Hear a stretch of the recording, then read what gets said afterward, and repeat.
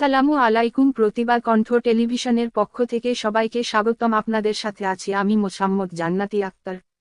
দিনাজপুরে রাস্তার কারণে বিয়ে হচ্ছে না যে এলাকার ছেলেমেয়ের।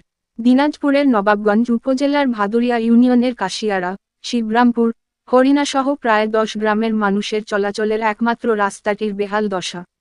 শিক্ষার্থী ও রোগীসহ নানা গুরুত্বপূর্ণ কাজে চলাচলে কষ্ট পোহাতে হয় এ অঞ্চলের মানুষকে। ছেলেমেয়েদের বিয়ে দিতেও চায় না কেউ এই গ্রামে। রাস্তার পাশে থাকা গাছের কারণে টেন্ডার হওয়ার পরও কাজ হয় না রাস্তার। ভোগান্তিতে কয়েক হাজার মানুষ।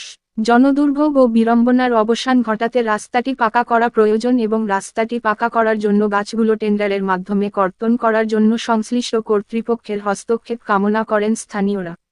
সরেজমিন গিয়ে দেখা যায়, নবাবগঞ্জ উপজেলার ভাদুরিয়া ইউনিয়নের 4 সাল পাকা রাস্তার মোড় থেকে শিবরামপুর গ্রাম পর্যন্ত কাঁচা এ রাস্তা দিয়ে আশপাশের 10 গ্রামের বাসিন্দারা চলাচল করেন।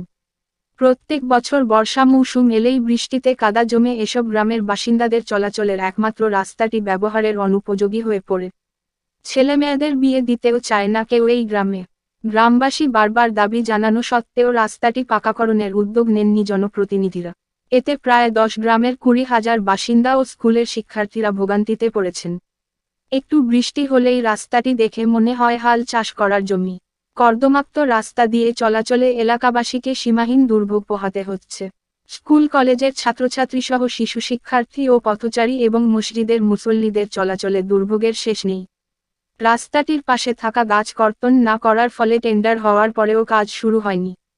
এমন ভোগান্তির প্রতিবাদস্বরূপ রাস্তাটিতে ধানের চারা রোপণ করেছেন গ্রামবাসী ও পথচারীরা। কথা হয় স্থানীয় গ্রামবাসীর সঙ্গে। তারা ক্ষোভের সঙ্গে বলেন, এমপি ও চেয়ারম্যান নির্বাচনের সময় এসে বড় বড় কথা বলে যান। নির্বাচন পার হলে তারা আর এলাকায় আসেন না।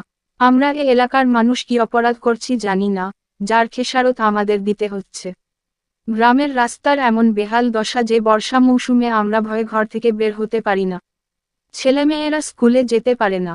এমনকি এ এলাকার ছেলেমেয়েদের কেউ বিয়েও করতে চায় না।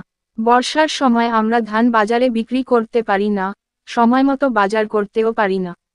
এক কথায়, সব দিক দিয়ে পিছিয়ে রয়েছে আমাদের এলাকার কয়েকটি গ্রাম।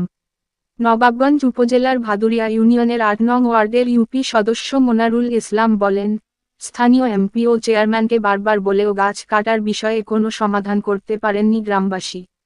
স্থানীয় এক আওয়ামী লীগের নেতা রফিকের দাপটে আমরা সবাই অসহায়। রাতের আধারে কে বা কারা গাছ কাটছে আর গ্রামের অসহায় মানুষের নামে সে মামলা দিচ্ছে। শুধু গাছ কাটা নয়, রফিকের বিরুদ্ধে কেউ যদি কোনো বাজে মন্তব্য করে তাহলে তার বিরুদ্ধেই সে মামলা দিয়ে হয়রানি করেন। আমরা গাছ চাই না, আমরা রাস্তা প্রস্থকরণ সহ পাকাকরণ চাই।